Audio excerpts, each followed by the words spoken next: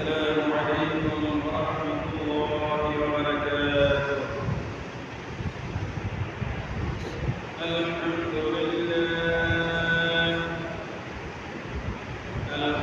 لله نحمده ونستعينه ونستغفره ونؤمن به ونتوكل عليه ونعوذ بالله من شرور أنفسنا ومن سيئات أعمالنا. من يهده الله فلا مضل له ومن يضلل فلا هادي له. وأشهد أن لا إله إلا الله وحده لا شريك له. وأشهد أن محمدا عبده ورسوله الذي أرسله بالحق بشيرا ونذيرا وداعيا إلى الله بإذنه وسراجا منيرا. فقد قال الله تعالى في كلامه المجيد والفرقان الحميد: أعوذ بالله من الشيطان الرجيم. بسم الله الرحمن الرحيم. أولئك الذين كفروا بآيات ربهم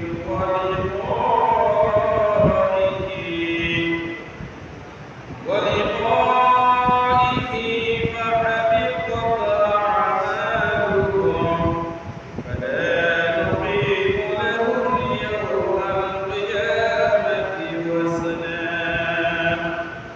وقال تعالى في شان حبيبه: إن الله وملائكته يصلون على النبي يا أيها الذين آمنوا صلوا عليه وسلموا تسليما.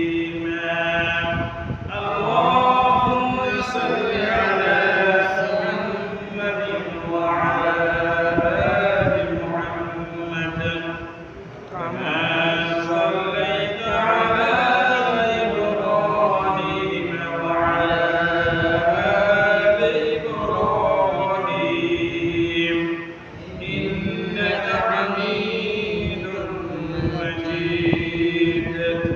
اللهم بارك على محمد وعلى آل محمد كما باركت على إبراهيم وعلى آل إبراهيم إنك حميد مجيد. بلغ العلا بكماله كشف الرجال بكماله حسنت جميع خصاله صلى الله عليه وآله.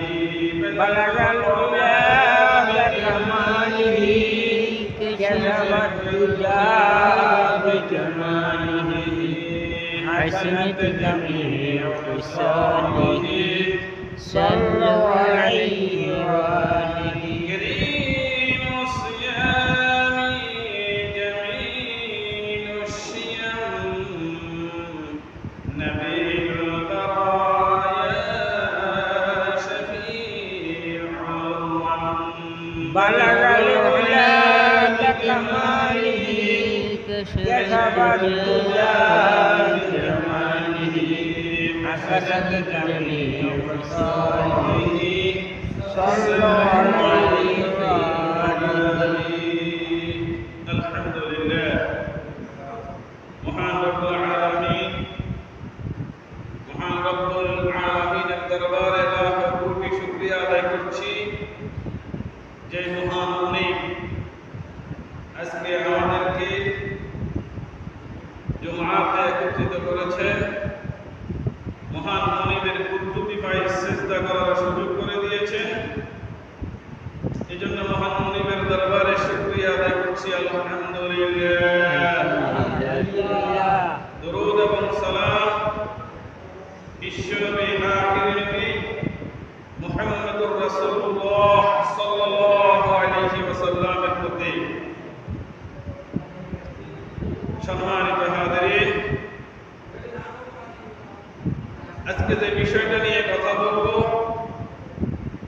পৃথিবীর সূচনা লগ্ন থেকে শুরু করে তথা সাইয়েদনা আদম আলাইহিস সালাম থেকে শুরু করে কিয়ামতের দিন পর্যন্ত যত মানুষ পৃথিবীতে আসবে কিয়ামত পর্যন্ত যত মানুষ এই দুনিয়াতে আসবে আল্লাহ সকল মানুষকে হাসরের ময়দানে একত্রিত করবেন হিসাব নিকাশ নেওয়ার জন্য একত্রিত করবেন এতে অন্তত আমাদের কারোর কোনো সন্দেহ থাকার কথা সন্দেহ নাই সন্দেহ থাকলে তার ইমান নিয়ে টানাটানি হয়ে যাবে পৃথিবীর প্রত্যেকটা মানুষকে হাসরের ময়দানে আল্লাহর সামনে উপস্থিত হওয়া লাগবে উপস্থিত হয়ে দুনিয়ার জীবনে যতদিন আমি হায়াত পেয়েছি আপনি হায়াত পেয়েছেন এই ততদিনের হিসাব নিকাশ দিয়ে আল্লাহর দরবার থেকে যেটা ফয়সালা হবে যেখানে যাওয়ার ফয়সালা হবে সেখানে যাওয়া লাগবে ফয়সালা হবে দুইটা একটা হবে জান্নাত আর একটা হবে জাহান্নাম প্রত্যেকটা মানুষকে হাসরের ময়দানে একত্রিত হওয়া লাগবে আল্লাহর দরবারে দাঁড়ানো লাগবে সেদিন আল্লাহ মানুষকে বিচার বিবেচনা করে যারা জান্নাতে যাওয়ার উপযোগী আল্লাহ তাদেরকে জান্নাতে দেবেন আর যারা জাহান্নামে যাওয়ার উপযোগী আল্লাহ তাদেরকে জাহান্নামে দেবেন এই যে বিচার কাজটা হাসরের ময়দানে আল্লাহ যে বিচার কাজটা করবেন যে বিচারটা করবেন আল্লাহ 4টা প্রকারে মানুষদেরকে 4 প্রকারে ভাগ করবেন আজকে আমার আলোচনার বিষয় যেটা সেটা হচ্ছে মুমিন হওয়ার পরেও ঈমানদার হওয়ার পরেও কিছু মানুষ কোন মানুষ ঈমানদার হয়ে বিনা হিসাবে জান্নাতে যাবে কিছু কিছু মানুষ আছে ঈমান আনার পরেও তাকে জাহান্নামের শাস্তি ভোগ করা লাগবে কিছু কিছু মানুষ শাস্তি ভোগ করার পরে এক পর্যায়ে আল্লাহ তাদেরকে আবার জান্নাতে দেবেন প্রথম শ্রেণী যারা থাকবে আল্লাহ 4টা ভাগে বিভক্ত করে বিচার কাজ করবেন এক শ্রেণী এদের কোনো বিচারের প্রয়োজন হবে না এরা বিনা বিচারে এক শ্রেণী চলে যাবে জাহান্নামে পৃথিবীতে যে বর্তমানে 4,500 ধর্মের মানুষ পৃথিবীতে এখনো আছে এই 4,500 ধর্মের ইসলাম ধর্মের লোক ছাড়া মুমিন মুসলমান ঈমানদার ছাড়া বাকি যত ধর্ম আছে এর আগের জুমাতে আমি বলেছিলাম ইসলাম ধর্ম ছাড়া আল্লাহর কাছে অন্য কোনো ধর্ম এটা ধর্মই না মুসলমান ছাড়া ঈমানদার ছাড়া ইসলাম ধর্মের লোক ছাড়া অন্য যত ধর্ম আছে এদেরকে বিচার করার কোনো প্রয়োজন সেদিন হবে না এরা বিনা হিসাবে বিনা বিচারে স্থান হবে জাহান্নামে কিন্তু মুসলমান যারা ইসলাম ধর্মের লোক যারা এদেরকে আল্লাহ যাচাই বাছাই করে যাদেরকে শাস্তি দেওয়ার প্রয়োজন তাদেরকে আল্লাহ শাস্তি দেবেন যতটুকু দেওয়ার প্রয়োজন যাদেরকে আল্লাহ শাস্তি দেবেন না নিজ অনুগ্রহে ক্ষমা করে দেবেন তাদেরকে সরাসরি জান্নাতে দিয়ে দেবেন এই যে 4টা শ্রেণী আমরা যারা ঈমানদার এই ঈমানদাররা ঈমান আনার পরেও কিছু কিছু ঈমানদার আছে কোনো কাজ করলে তাদেরকেও জাহান্নামের আযাব ভোগ করা লাগবে একটা নির্দিষ্ট সময় পরিমাণ অনেককেই নির্দিষ্ট সময় পরিমাণ ভোগ করে তারপরে তাকে জান্নাতে যাওয়া লাগবে যেতে হবে আর আরেক শ্রেণী থাকবে, এদেরকে সরাসরি আল্লাহ মুসলমান ইমানদার হওয়ার পর আল্লাহ এদেরকে জাহান্নামে দেবে। আজকে আমার যে বিষয়টা নিয়ে কথা বলবো, মুমিন হয়েও কারা কারা জাহান্নামে যাওয়া লাগবে। আমরা নিজেদেরকে, আমরা মুসলমানের ঘরে জন্ম নিয়েছি, এই কারণে আমরা আশা করে রাখছি, আশাবাদী যে আল্লাহ আমাদেরকে জান্নাতে অবশ্যই দেবে। আল্লাহ প্রত্যেকটা মানুষকে সৃষ্টি করেছেন জান্নাতে দেওয়ার জন্য, জাহান্নামে দেওয়ার জন্য আল্লাহ সৃষ্টি করে নাই। কিন্তু আমাদের কিছু কিছু কাজের কারণে আমরা নিজেরাই জাহান্নাম কামাই করে নিচ্ছি। এখানে আমরা যারা আছি, আল্লাহ যেন আমাদের সকলকে জান্নাতের যাওয়ার জন্য যে আমলের প্রয়োজন, ততটুকু আমল যেন আমরা সংগ্রহ করে দুনিয়া থেকে বিদায় নেওয়ার পরে, হাসরের ময়দানে হিসাব নিকাশ হওয়ার পরে আল্লাহ যেন আমাদের সকলকে যেন জান্নাতে একটু জায়গা করে দেন। সবাই বলে আমিন। ইমানদার শুধু মুখে বললেই ইমানদার হওয়া যায় না। মুসলমান শুধু বাবা দাদা নানা মুসলমান ছিল, সেই সূত্র ধরে আমরা মুসলমান, এটা প্রকৃত ইমানদার বা প্রকৃত মুসলমানের নয়। এরা প্রকৃত মুসলমান নয়। মুখে বললেই মুসলমান হওয়া যায় না, মুখে বললেই ইমানদার হওয়া যায় না। প্রথম শ্রেণীতে হাসরের ময়দানে আল্লাহ যখন বিচারের মুখোমুখি করবেন, এক শ্রেণী থাকবে, এদেরকে কোনো বিচারের প্রয়োজন হবে না। ইসলাম ধর্মের লোক ছাড়া যত ধর্মের মানুষ আছে সবাইকে তাদের যত ভালো কাজ করুক, একটা হিন্দুর কাছে যখন আমাদের কোনো অসহায় লোক যখন হিন্দুর কাছে যায়, সেও 2 টাকা 5 টাকা দান করে না? অনেক সময় মাহফিলের জন্য গেলে, কোরআনের মাহফিলের জন্য হিন্দু দোকানদারদের কাছে গেলে তারাও দান করে, হিন্দু বাড়িতে গেলে তারাও চাউল দেয়, দেয় কি দেয় না?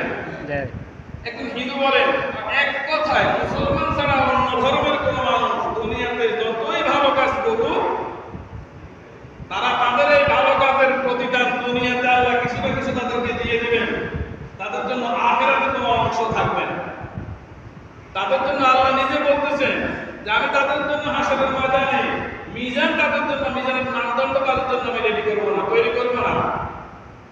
যারা দুনিয়াতে ঈমান আনে নাই, যারা বেঈমান হয়ে, ঈমানদার না হয়ে যারা পৃথিবী থেকে বিদায় নিয়ে গেছে, তাদের কোনো হিসাব নিকাশের প্রয়োজন সেদিন হবে না। মুসলমানদের মাঝেও অনেক মানুষ তাদের কার্যকলাপে দেখিয়ে দেয় যে ইসলাম থেকে খারিজ হয়ে গেছে। যারা ঈমানবিহীন দুনিয়া থেকে বিদায় নিয়েছে, তারাও ইসলাম ধর্মের লোক ছাড়া অন্য ধর্মের মানুষকে যেরকম বিনা হিসাবে জাহান্নামে দিয়ে দিবেন, মুসলমানের মাঝে কেউ যদি ঈমান হারা হয়ে দুনিয়া থেকে বিদায় নেয়, সেদিন তাদেরকেও বিনা হিসাবে জাহান্নামে দেওয়া লাগবে। নাউযুবিল্লাহি মিন যালিক।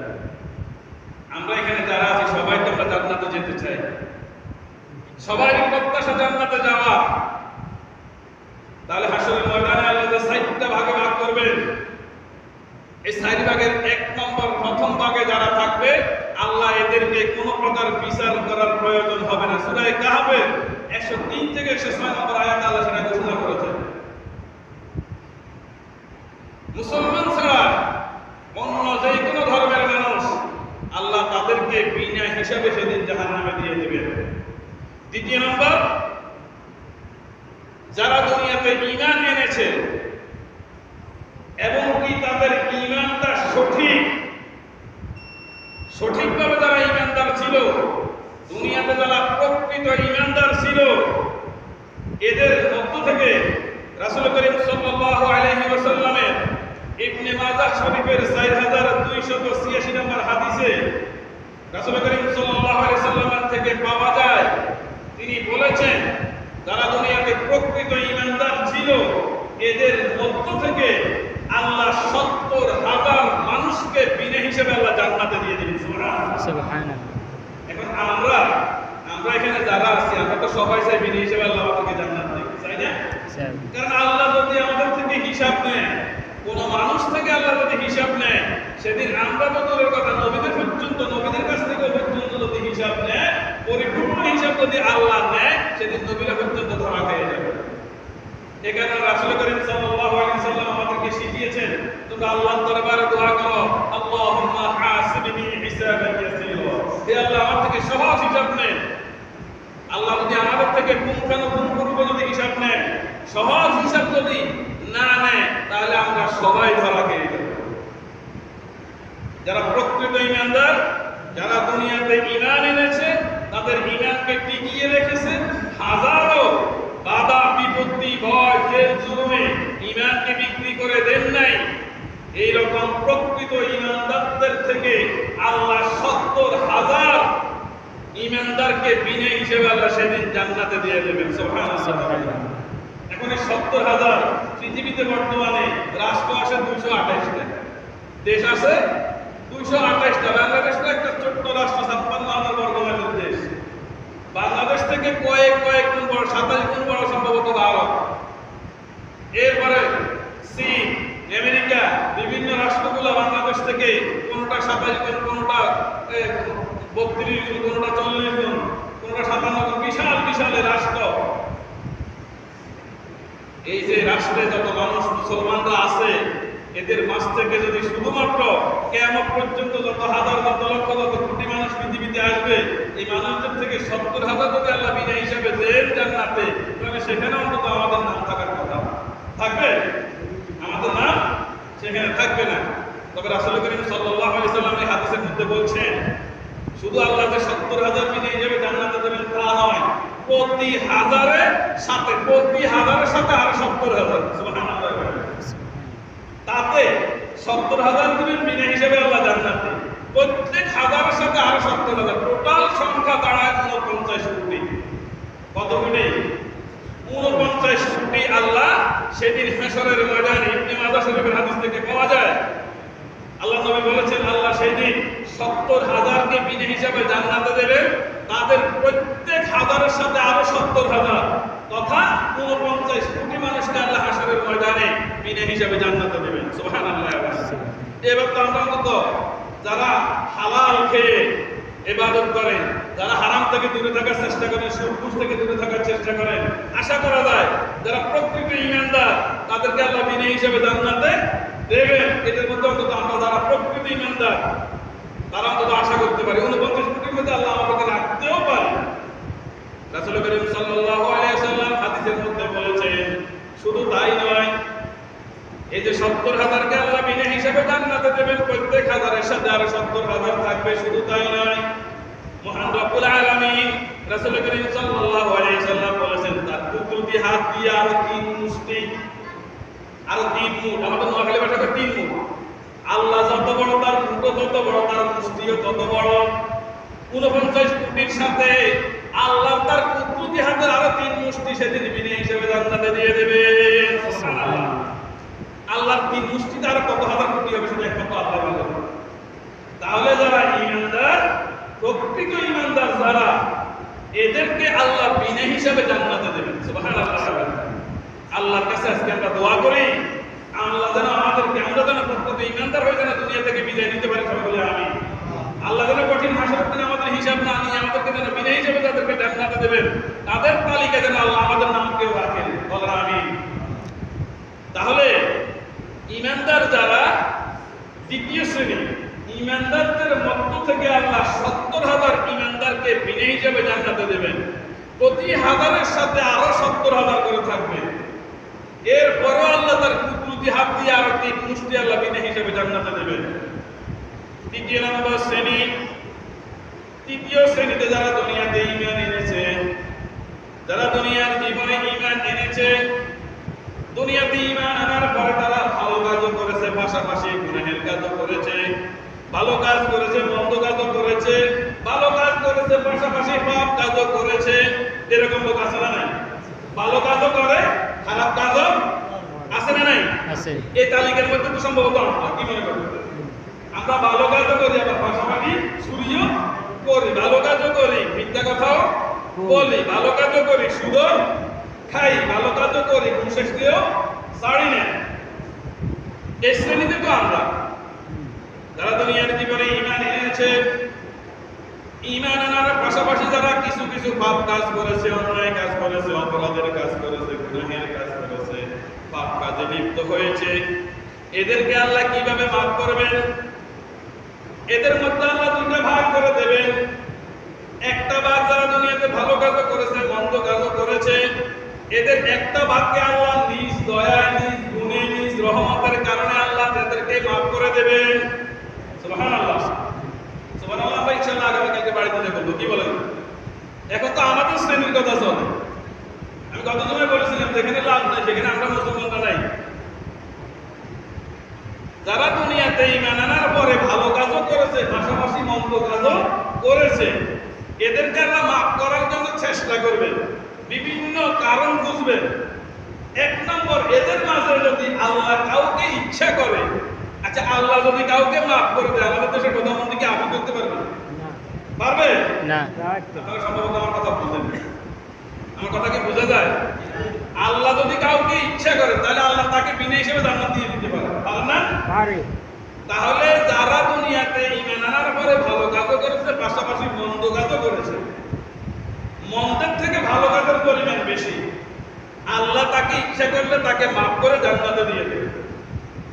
আবার কিছু কিছু মানুষ ঈমান এনে পৃথিবীতে নবীওয়ালা, নবীর যেই দ্বীনের কাজ করে গেছেন সেই দ্বীনের কাজ করেছে, বিশ্বনবী সেই দিন তার পক্ষে যদি সুপারিশ করে, বিশ্বনবীর সুপারিশ কবুল করে আল্লাহ তাকে মাফ করে দেবে। সুবহানাল্লাহ। তাহলে আল্লাহ যদি রহমত করে কাউকে মাফ করে দেয়, আল্লাহ তাকে যাকে ইচ্ছে তাকে মাফ করে দিতে পারে। দুই নম্বরে, নবী যদি কারো পক্ষে সুপারিশ করে কোনো উম্মতের পক্ষে, যেটা হাসরের ময়দানে নবীর সুপারিশ ছাড়া আমরা আমাদের পক্ষে জান্নাত তো দূরের কথা, জান্নাতের কারণ নবী যদি কারো পক্ষে সুপারিশ করে আল্লাহ পাক নবীকে অনুমতি দিবে সুপারিশ করার জন্য। তখন নবী যদি তার কোনো উম্মতের জন্য সুপারিশ করে, নবীর এই সুপারিশের কারণে আল্লাহ তাকে মাফ করে দেবে। এর বাইরেও কিছু কিছু মানুষের জন্য, যারা দ্বীনের জন্য শহীদ হয়েছে, যারা দ্বীনের জন্য জীবন দিয়েছে, যারা আল্লাহর জমিনে আল্লাহর দ্বীনকে কায়েম করার জন্য যারা শহীদ হয়েছে, শহীদ যদি কারোর জন্য, এই ধরনের কোন শহীদ যদি কোন ঈমানদারের জন্য সেদিন আল্লাহর দরবারে সুপারিশ করে, আল্লাহ তার সুপারিশ গ্রহণ করে তাকে জান্নাত দেবে। সুবহানাল্লাহ। তাহলে যারা দুনিয়াতে আসি ভালো এবং মন্দ দুটোটা কাজ করেছে, ঈমান আনার পরে ভালো কাজও করেছে, মন্দ কাজও করেছে, তাদেরকে আল্লাহ নিজ অনুগ্রহে মাফ করলে মাফ করতে পারে। নবী যদি তাদের জন্য সুপারিশ করে আল্লাহ তাদেরকে মাফ করতে পারে, মাফ করবেন। তিন নম্বরে, কোন শহীদ যদি অনুমতি পাওয়ার পরে যদি কোন মুসলমানের জন্য সুপারিশ করে, আল্লাহ তার সুপারিশ গ্রহণ করে তাকে কি করবেন? মাফ করবেন। চতুর্থ নম্বর, কোন সিদ্দিক, কোন সত্যবাদী, যারা সবসময় সত্য কথা বলে। আমি এর আগেও বলেছি, কোন মানুষ যদি সর্বক্ষণ সারাদিন মিথ্যা কথা বলে, মিথ্যা কথা বলতে বলতে আল্লাহর দরবারে তার নামটা কাযযাবের, মৃত্যুকের খাতায় তার নামটা উঠে যায়। আর কোন মানুষ যদি সবসময় সত্য কথা বলে, আল্লাহর কাছে, আল্লাহর দপ্তরে, আল্লাহর খাতায় তার নামটা সিদ্দিক হিসেবে উঠে যাবে। কোন সিদ্দিক যদি কোন ঈমানদারের জন্য, ওই ঈমানদার তারা, ওই সকল ঈমানদার যারা দুনিয়াতে ঈমান এনে ভালো কাজ করেছে আবার মন্দ কাজ করেছে, এদের জন্য যদি কোন সিদ্দিক যদি সুপারিশ করে, তাহলে তার সুপারিশ গ্রহণ করেও আল্লাহ তাকেও জান্নাতে দিতে পারে। এরপরে কোন সালেহীন, যারা নেক আমল করে, যারা ভালো মানুষ, আমরা তাদেরকে ভালো মানুষ মনে করি, তারা যদি অনুমতি পেয়ে হাসরের ময়দানে আল্লাহর দরবারে কোন ঈমানদারের জন্য সুপারিশ করে, আল্লাহ তার সুপারিশ গ্রহণ করেও তাকেও জান্নাতে দিতে পারে। তাহলে ঈমানদারদের মাঝে যারা দুনিয়াতে ভালো কাজও করে, পাশাপাশি মন্দ কাজও করে, আল্লাহ তাদেরকে মাফ করার জন্য কোনো না কোনো উসিলা এরকম খুঁজতে থাকবে। শুধু তাই নয়, যে সকল ঈমানদাররা দুনিয়াতে ঈমান আনার পরে ভালো কাজও করেছে এবং পাশাপাশি মন্দ কাজও কিছু কিছু করেছে, পাপ কাজ করেছে, গুনাহের কাজ করেছে, কিন্তু দুনিয়াতে কোরআনের পক্ষে ছিল। আমরা সবাই এখানে যারা আছি, আমরা কোরআনের পক্ষে না বিপক্ষে? কোরআনের পক্ষে না বিপক্ষে? আমি এর আগে একবার আলোচনায় বলেছিলাম, কোরআনের পক্ষে যারা, তাদের জন্য কোরআন সুপারিশ করবে। হাসরের ময়দানে আপনি দুনিয়াতে ঈমানদার ছিলেন, কিন্তু ভালো মন্দ দুটোটা কাজই আমরা করেছি, গুনাহের কাজ, পাপ কাজ আমরা করেছি। যদি আমরা কোরআনের পক্ষে যদি দুনিয়াতে থেকে থাকি, হাসরের ময়দানে আল্লাহ কোরআন আল্লাহর এই কালাম, আল্লাহর এই কোরআন ওই ঈমানদারের পক্ষে আল্লাহর দরবারে সুপারিশ করবে। সুবহানাল্লাহ। এই কোরআন সেদিন হাসরের ময়দানে আল্লাহর দরবারে সুপারিশ করে। যদি সুপারিশ করে, আপনি যদি দুনিয়াতে কোরআনের পক্ষের লোক হয়ে থাকেন, তাহলে হাসরের ময়দানে কোরআন সুপারিশ করবে, আল্লাহ আপনাকে জান্নাত দেবেন। সুবহানাল্লাহ। এখন দুনিয়াতে আমরা এখন যারা আছি, আমরা সবাই বলছি আমরা কোরআনের পক্ষে, কিন্তু কিন্তু গত কয়েক মাস আগে, গত 2-1 মাস আগে আমরা দেখেছি বাংলাদেশের অনেক মানুষ উপরে দিয়ে মুসলমান থাকলেও কোরআনের বিপক্ষে ছিল। এখনো অনেকে উপরে মুসলমান দাবি করে, কোরআনের পক্ষের লোক দাবি করে, ভিতরে ভিতরে অনেক মুসলমান আছে কোরআনের বিপক্ষে কাজ করে। আছে না নাই? আমরা এখানে যারা আছি, ঈমান আনার পরে আল্লাহ কোনো না কোনো ভাবে আল্লাহ ঈমানদারদেরকে জান্নাতে দেওয়ার চেষ্টা করবেন। তার মধ্যে একটা শ্রেণী থাকবে যারা কোরআনের পক্ষে দুনিয়াতে কাজ করেছে। যতদিন আমরা হায়াতে বেঁচে থাকি, এখানে যারা আছি সবাই কোরআনের পক্ষে থাকবো, কোরআনের পক্ষে কাজ করবো। রাজি আছি? আল্লাহ সকলকে কবুল করে, সবাই বলে আমিন। যদি আপনার পক্ষে ৪থ নম্বর পয়েন্টে আসতেছে, যদি আপনার পক্ষে সেই দিন কিছুই না পাওয়া যায়, আল্লাহ যদি না থাকে, রাসূল যদি না থাকে, কোরআন যদি না থাকে, তাহলে সেদিন দুনিয়াতে ঈমানদার হওয়ার পরেও সেদিন জাহান্নামে যাওয়া লাগবে। তাহলে দুনিয়াতে যারা কোরআনের পক্ষে ছিল, হাসরের ময়দানে কোরআন তাদের জন্য সুপারিশ করবে। ঈমান আনার পরেও কিছু মানুষ দুনিয়াতে ভালো কাজ করে, মন্দ কাজ করে। এই ভালো মন্দ উভয় ধরনের কাজ করার কারণে হাসরের ময়দানে যদি কোরআন তাদের পক্ষে সাক্ষী দেয়, আল্লাহ তাদেরকে মাফ করে জান্নাতে দিয়ে দেবে। সুবহানাল্লাহ। শুধু তাই নয়, যারা দুনিয়াতে আলেমদের সাথে তাদের সুসম্পর্ক ছিল, আলেম কোন কোরআনের হাফেজ, কোন আলেম, কোন ইমাম, কোন আলেমের সাথে যারা সুসম্পর্ক রাখে, যেহেতু আল্লাহ কোন না কোন ভাবে উপায় খুঁজবেন তার ঈমানদার বান্দাদেরকে। তারা দুনিয়াতে ভালো কাজও করেছে, মন্দ কাজও করেছে, ঈমান কিন্তু তাদের ছিল। ঈমান থাকার কারণে আল্লাহ তাদেরকে উপায় খুঁজবেন, উসিলা খুঁজবেন, কোন না কোন ভাবে তাদেরকে যেন মাফ করা যায়। দুনিয়াতে যারা আলেমদের সাথে, হাফেজে কোরআনের সাথে যারা সুন্দর আচরণ করেছে, ভালো সম্পর্ক, সুসম্পর্ক রেখেছে, হাসরের ময়দানে আল্লাহ যখন ওই আলেম হাফেজকে যখন সুপারিশ করার জন্য অনুমতি দেবেন, তখন তাদের সাথে সুসম্পর্ক ছিল আলেমরা, হাফেজরা তাদের পক্ষে যখন আল্লাহর দরবারে সুপারিশের অনুমতি পেয়ে যখন সুপারিশ করবে, এই আলেমে হাফেজের সুপারিশ আল্লাহ গ্রহণ করে ওই ঈমানদার যার দুনিয়াতে ভালো কাজ ছিল, মন্দ কাজ ছিল, আল্লাহ তাকে মাফ করে দেবে। সুবহানাল্লাহ। এখন আমরা আলেম দেখলে তো আমাদের একটা অ্যালার্জি শুরু আছে না নাই? আছে। আলেম হাফেজদের দেখলে এখন অনেক মানুষের অ্যালার্জি, ট্যাবলেট না খেলে অ্যালার্জি কমে না, আছে এরকম। আমি এর আগেও বলেছি কথাগুলো। আলেমদের সাথে, হাফেজদের সাথে সুসম্পর্ক রাখবেন নাকি? রাখবেন ইনশাআল্লাহ। আসলে অনেক জায়গায় দুঃখের বিষয়, অনেক জায়গায় আলেম দেখলে এক শ্রেণীর মানুষের চুলকানি শুরু হয়ে যায়।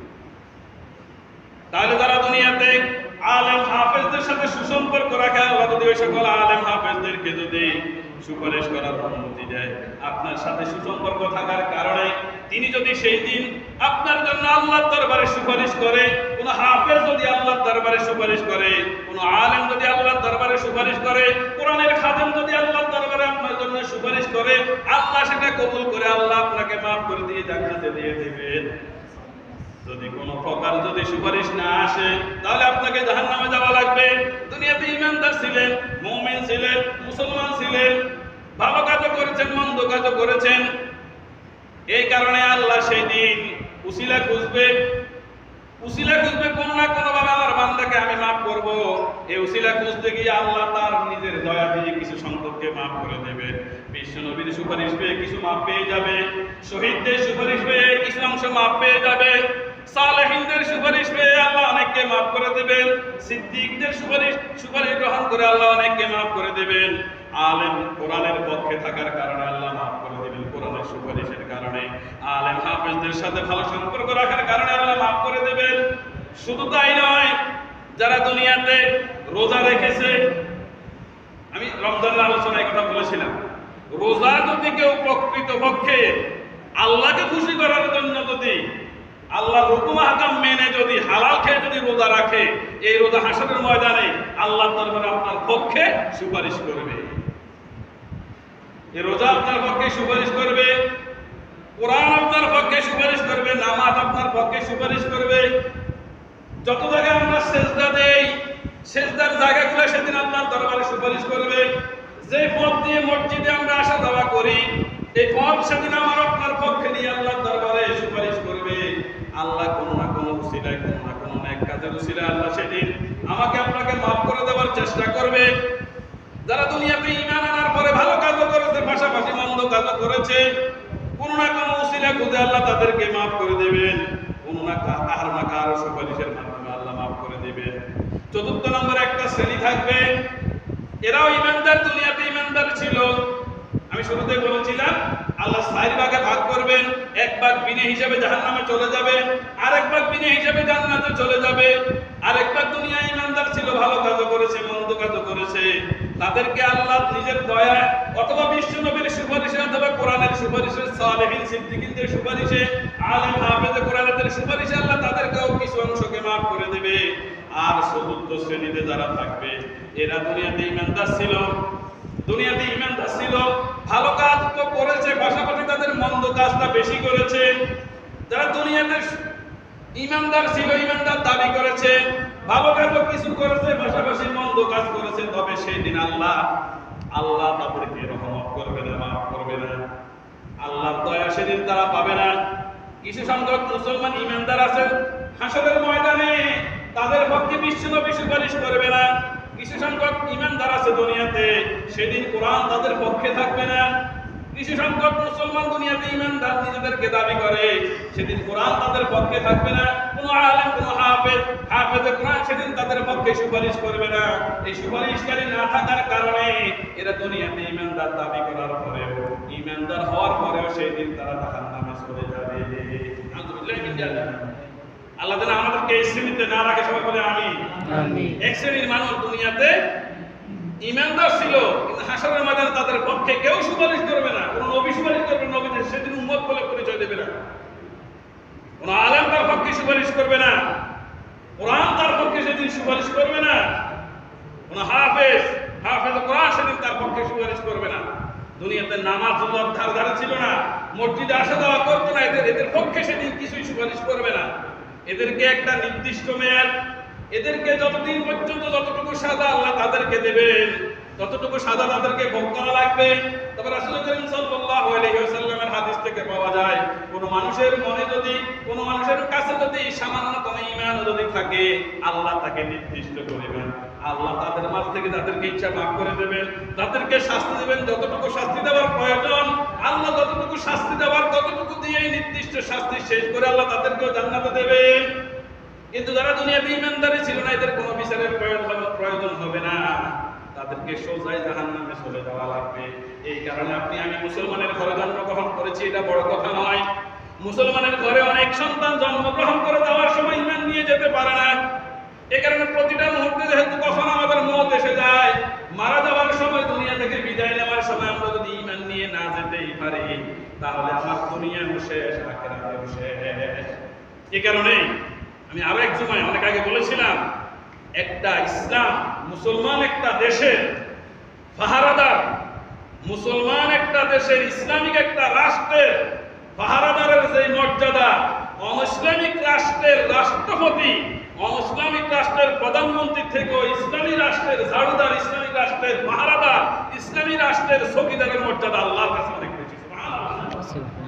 কারণ ইসলামী রাষ্ট্রের ঝাড়ুদার বা চৌকিদার সে যদি ইমানদার হয়, আর অনইসলামিক রাষ্ট্রের প্রধানমন্ত্রী হয়ে যদি তার ঈমান না থাকে, তার থেকে আল্লাহর দরবারে ইসলামিক রাষ্ট্রের ঝাড়ুদারের মর্যাদা অনেক বেশি।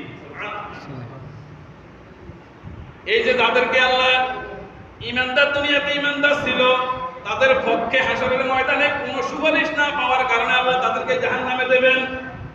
দুনিয়া আমরা যে খারাপ কাজগুলা করি, দুনিয়া আমরা যে অন্যায় অপরাধ পাপ কাজগুলা করি, কিছু কিছু পাপ কাজ আছে এগুলা বিশ্বনবী বলেছে এদেরকে বিনা হিসেবে জাহান্নামে দিয়ে দেবে। কিছু কিছু পাপ কাজ আছে এদেরকে নির্দিষ্ট সময় পরিমাণ সাজা ভোগ করার পরে জাহান্নামে দেবেন।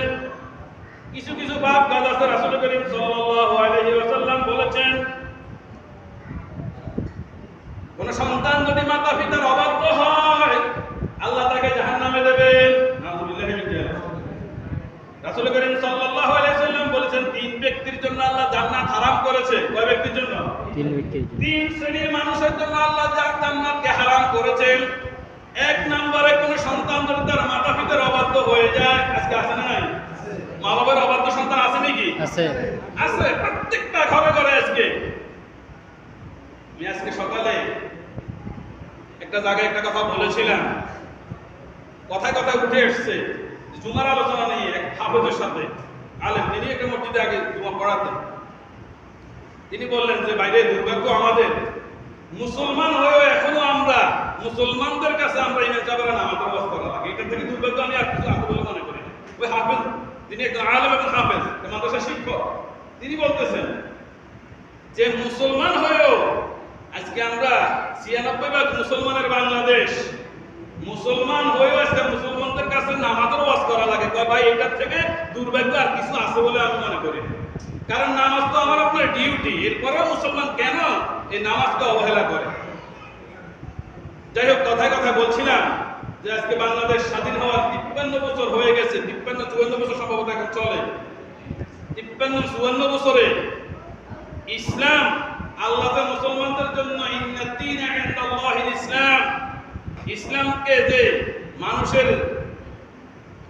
জন্য আল্লাহ যে জীবন ব্যবস্থা হিসাবে ইসলামকে দিয়েছেন, এই কথাটা রাষ্ট্রীয়ভাবে কয়দিন আলোচনা হয়েছে, প্রচার হয়েছে, কয় না সেটা হয়।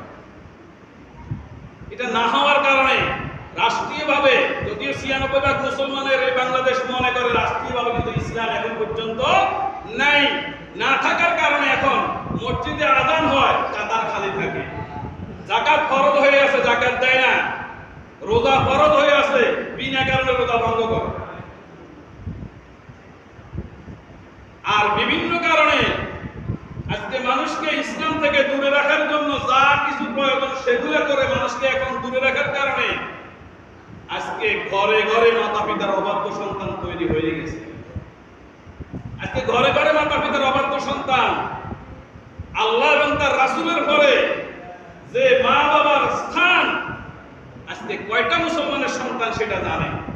আমাদের দুর্ভাগ্য, আমরা সেইটা আমাদের সন্তানদেরকে শিক্ষা দিতে পারি নাই বিদায় আজকে জায়গায় জায়গায় মা বাপ বুড়া হলে এটাকে বোঝা মনে করে। মা বাপ বুড়া হলে তাদেরকে বৃদ্ধাশ্রমে দিয়ে আসে না? আসেনি? আজকে আমাদের সন্তানদেরকে ইসলাম থেকে দূরে রাখার কারণে, বিভিন্ন কায়দায় কারণে, ইসলাম থেকে দূরে রাখার কারণে, কোরআন থেকে দূরে রাখার কারণে, যে আল্লাহ এবং তার রাসূলের পরে মা বাবার স্থান, সে মা বাবাকে আজকে বোঝা মনে করে বৃদ্ধাশ্রমে দিয়ে আসে। এটা রাষ্ট্রীয়ভাবে আমাদেরকে শিখায় নাই। যারা এই ধরনের কথাগুলো বলেছে তাদের উপরে নির্যাতনের স্টিম রোলার চলেছে। এই কারণে অনেকেই বলে নাই এই সেদিন হাসরের ময়দানে আল্লাহ তখন উসিলা খুঁজবে, কোন সুপারিশ কিছু মানুষের পক্ষে কোন সুপারিশ আসবে না। না কোরআন হাদিসের সুপারিশ, না আলেম ওলামার সুপারিশ, না আল্লাহর নিজের দয়া, না বিষ্ণু নবীর সুপারিশ সে পাবে না। না পাওয়ার কারণে জাহান্নামে যাওয়া লাগবে। এক নম্বর কারণ, মাতা পিতার অবাধ্য যারা হয় আল্লাহ এদেরকে জাহান্নামে দেবেন। খেয়াল করেন একটু এদিকে। রাসূল করিম সাল্লাল্লাহু আলাইহি সাল্লাম বলেছেন, তিন শ্রেণীর মানুষের জন্য আল্লাহ জান্নাত হারাম করেছেন। এক নম্বর, মা বাবার অবাধ্য সন্তান। দ্বিতীয় নম্বর, যারা মদ পানে আসক্ত, যারা মদ খায়, মদ খেতে খেতে, এক শ্রেণীর মানুষ আছে যারা মদ খায়। মদের কথা এখানে এর আগেও বলেছিলাম। মদ যারা সবসময় মদ খায়, এরা যদি এক পর্যায়ে যদি মদ না পায়, এদের মাথা ঠিক থাকে। যারা মদ খায় দুনিয়াতে, তাদের জন্য, তারা যদি তওবা না করে যদি দুনিয়া থেকে বিদায় নেয়, আল্লাহর জান্নাত তাদের জন্য হারাম হয়ে যাবে। তৃতীয় নম্বর, যারা দায়ুস, দায়ুসের কথা এর আগে বলেছিলাম, যারা নিজ পরিবারের মধ্যে অশ্লীলতা যখন ছড়িয়ে যায়, তারা এটাকে যারা সমর্থন করে, নিজ পরিবারের মধ্যে যখন অশ্লীলতা দেখা যায়, সমাজে অশ্লীলতা, রাষ্ট্রে অশ্লীলতা, এগুলা দেখেও এক শ্রেণী উপভোগ করার জন্য না দেখার ভান করে থাকে। দায়ুস, রাসূল করিম সাল্লাল্লাহু আলাইহি সাল্লাম বলেছেন, দায়ুসে জান্নাতে যাবে না, জান্নাতের ঘ্রাণ পর্যন্ত পাবে না। দায়ুস বলা হয় তাকে যে নিজ পরিবারের সদস্যরা উচ্ছৃঙ্খল, বেপরোয়া, বেপরদা হয়ে চলাফেরা করে, কিন্তু পরিবারের কর্তা হয়ে, পুরুষ হয়ে যারা এটাকে সমর্থন করে, বাধা দেয় না, তারা জাহান্নামে যাবে।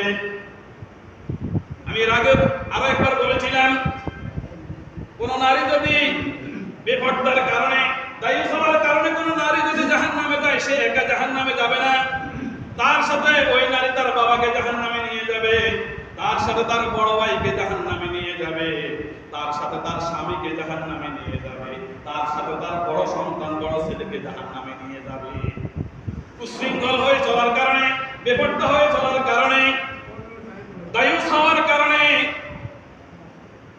অশ্লীল ঘোরাফেরা করার কারণে কোনো নারী যদি জাহান্নামে যায়, একা জাহান্নামে যাবে না। আমরা এখানে যারা আছি, কেউ স্বামী, কেউ বড় ভাই, কেউ বাবা, কেউ সন্তান, না এর বাইরে আছে। আমরা কোনো না কোনো নারীর স্বামী, কোনো না কোনো নারীর বড় ভাই, কোনো না কোনো মেয়ের, কোনো না কোনো মহিলার বাবা, কোনো না কোনো মহিলার ছেলে। সুতরাং কোনো নারী যদি বিপর্দা হয়ে যদি জাহান্নামে যায়, একা যাবে না। সে তার বাবাকে নেবে, সে তার স্বামীকে নেবে, বড় ভাইকে নেবে, বড় ছেলেকে নিয়ে সে জাহান্নামে যাবে। রাসূল করিম সাল্লাল্লাহু আলাইহি সাল্লাম বলেছেন, দায়ুস সব তিন শ্রেণীর মানুষের জন্য জান্নাত হারাম। তাহলে মাতা পিতার অবাধ্য দ্বারা সেদিন তারা কোনো সুপারিশ পাবে না, আল্লাহ তাদেরকে সেদিন জাহান্নামে দেবেন। দ্বিতীয় নম্বর, এখানে অনেকগুলো পয়েন্ট আছে, সময় স্বল্পতার কারণে সবগুলো বলা যাবে না। দ্বিতীয় নম্বর, যারা আত্মীয়তার সম্পর্ক ছিন্ন করে সেদিন তাদেরকেও জাহান্নামে দেওয়া লাগবে। রাসূল করিম সাল্লাল্লাহু আলাইহি ওয়াসাল্লাম বলেছেন, লা ইয়াদখুলুল জান্নাতা কাতি'। রাসূল করিম সাল্লাল্লাহু আলাইহি ওয়াসাল্লাম বলেছেন, যারা আত্মীয়তার সম্পর্ক ছিন্ন করে সেই দিন তারা জাহান্নামে যাওয়া লাগবে। আত্মীয়তার সম্পর্ক এখন অনেক পুরুষরা সম্পর্ক বজায় রাখতে চাইলেও কোন কারণে পারে না। আছে না নাই? আছে। চাইছে আপনার পরিবারের সাথে মিল আসেনি। অনেক জায়গায় পুরুষেরা ভাই বোনের সাথে, বোনের সাথে, ফুফুর সাথে, খালার সাথে সম্পর্ক রাখতে চাইলেও অনেক মহিলারা এটা সহ্য করে না। এই কারণে আজকে আত্মীয়তার সম্পর্ক রক্ষা করা যায় না। তৃতীয় নম্বর, যারা প্রতিবেশীকে কষ্ট দেয় তারাও সেদিন জাহান্নামে যেতে হবে, জান্নাতে যাবে না। রাসূল করিম সাল্লাল্লাহু আলাইহি ওয়াসাল্লাম বলেছেন, ওই ব্যক্তি জান্নাতে প্রবেশ করবে না যার হাত থেকে, যার মুখ থেকে, যার অনিষ্টতা থেকে প্রতিবেশী যদি নিরাপদ না থাকে তাহলে সে জান্নাতে যাবে না। চতুর্থ নম্বর, যারা দুনিয়াতে অহংকার করে চলে তারা অহংকারীকে আল্লাহ জান্নাতে দেবে না। পাঁচ নম্বরে রাসূল করিম সাল্লাল্লাহু আলাইহি ওয়াসাল্লাম বলেছেন, সবলখোর ব্যক্তি জান্নাতে যাবে না। দুনিয়ায় নিজেকে মুসলমান ইমানদার বলে দাবি করতে পারে কিন্তু সেদিন জান্নাতে যাবে না। লা ইয়াদখুলুল জান্নাতা নাম্মাম। রাসূল করিম সাল্লাল্লাহু আলাইহি ওয়াসাল্লাম বলেছেন, সবলখোর ব্যক্তি জান্নাতে যাবে না। ছয় নম্বর, যারা ওয়ারিসকে তার সম্পদ থেকে বঞ্চিত করে তারাও জান্নাতে যাবে না। ওয়ারিসকে আজকে ভাই ভাইকে ঠকিয়ে দেয়, বাবা তার সন্তানকে সম্পদ থেকে বঞ্চিত করে, বাবা মেয়েকে, ভাই বোনকে সম্পদ থেকে আজকে অহরহ বঞ্চিত করে। যারা ওয়ারিসকে তার সম্পদ থেকে বঞ্চিত করে, রাসূল করিম সাল্লাল্লাহু আলাইহি সাল্লাম বলেছেন, সেই ব্যক্তিও জান্নাতে যাবে না। এরকম অনেক শ্রেণী অনেক আছে, যারা সবলখুরি করে তারা জান্নাতে যাবে না, যারা অন্যকে ঠকায়, যারা জুলুম করে, এরপরে যারা সুদ খায়, এরা জান্নাতে যাবে না। এদের পক্ষে সেদিন কোনো সুপারিশকারী পাওয়া যাবে না। সুতরাং আজকে আসলে অনেকগুলো পয়েন্ট সমস্যার কারণে যে কয়েকটা কথা বলেছি একটু মিলে দেখেন আমার আপনার সাথে মিলে যায় কিনা। আমরা সবাই চাই আল্লাহ যেন আমাদেরকে বিনি হিসেবে জান্নাতে দেন। আমরা আল্লাহ আমাদেরকে জান্নাতে দেওয়ার জন্যই সৃষ্টি করেছে, কিন্তু আমাদের কার্যকলাপে আমরা জাহান্নামে যাওয়ার জন্য তৈরি হচ্ছি, আগে এগিয়ে যাচ্ছি। যার কাছে যে দোষগুলো আছে আমরা একটু একটু করে যদি ত্যাগ করে আল্লাহর দরবারে যদি গুনাহ মাফ করে নিয়ে যদি আমরা ঈমান নিয়ে যদি দুনিয়া থেকে যেতে পারি তাহলে আশা করা যায় আল্লাহ আমাদেরকে জান্নাত দেবেন। আমরা সেই আশাই ব্যক্ত করে আজকে আলোচনা এখানে শেষ করছি। ওয়া মা তাওফীকি ইল্লা বিল্লাহ। আসসালামু আলাইকুম ওয়া রাহমাতুল্লাহ। মানে একটু কথা বলি। আমরা আসলে বন্যার কারণে আজকে সহ 4টা জুমা আমরা একটা 45-এ দাঁড়াইছি নামাজে। গত জুমা মানে একটা 50 হয়ে গেছে, আজকে একটা 50 হবে। আগামী জুমা থেকে আগের সময় ওটা 1:30 বাজে আমরা দাঁড়ায় যাব। বন্যার কারণে পানি আসতে একটু সমস্যা হয়েছে বিদায় আমরা 10 মিনিট 15 মিনিট দেরি করছি। আগামী জুমা থেকে 1:30 আপনারা সেই হিসাবে চলে আসবেন। 12:50 আলোচনা শুরু হবে, আমরা 1:30 জামাত দাঁড়াবো। 1:30 থেকে 5 মিনিট এদিক সেদিক করতে পারি।